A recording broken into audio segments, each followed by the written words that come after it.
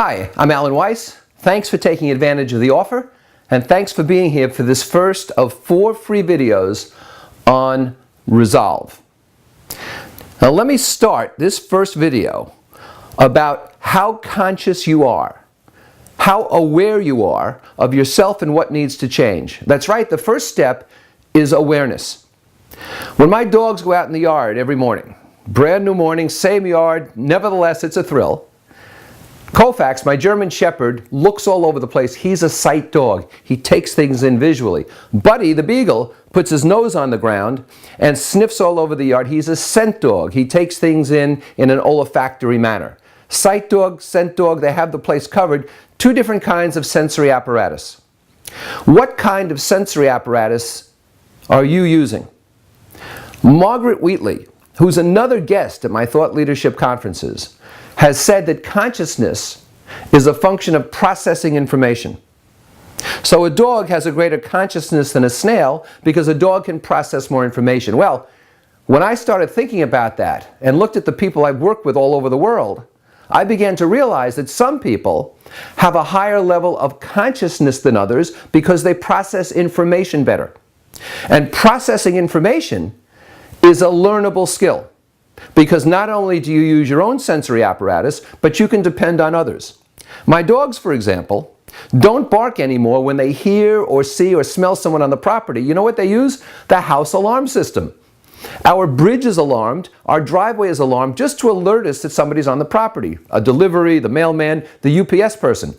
The dogs have given up on their own sensory apparatus because the alarms are easier. They've used other sensory apparatus to help them process information. Higher level of consciousness, I think. The same for you.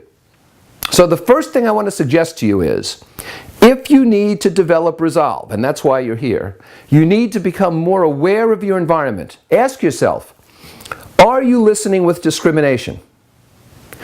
Are you testing what you hear? Are you using additional sensory apparatus? In other words, do you belong to mastermind groups?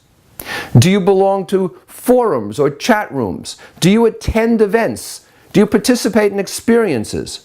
How much are you developing yourself so that the world around you is not seen through a distant glass? It's not seen through a telescope, but through a microscope. How much are you experiencing so you have the perspective to discriminate and know what's important and not important? So on our road to resolve, the first thing you have to focus on is how you process information. You know the person at the bottom of the escalator who stops and everybody crashes into that person? You know the person in the bank line who insists on chatting with the teller about grandchildren or sons or daughters or college while the rest of the line wends its way out into the street?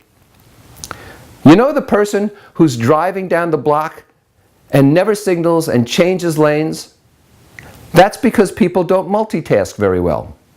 That's because people are oblivious. That's because it takes real talent to have the right sensory apparatus. So I ask you this, what sensory apparatus do you have?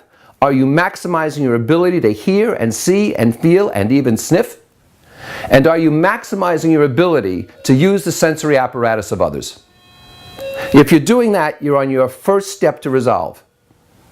And in my next video, I'm going to tell you how to integrate this into your daily life so that resolve starts to become meaningful and used. You'll be reminded with an email of the availability of the next video. I hope to see you there.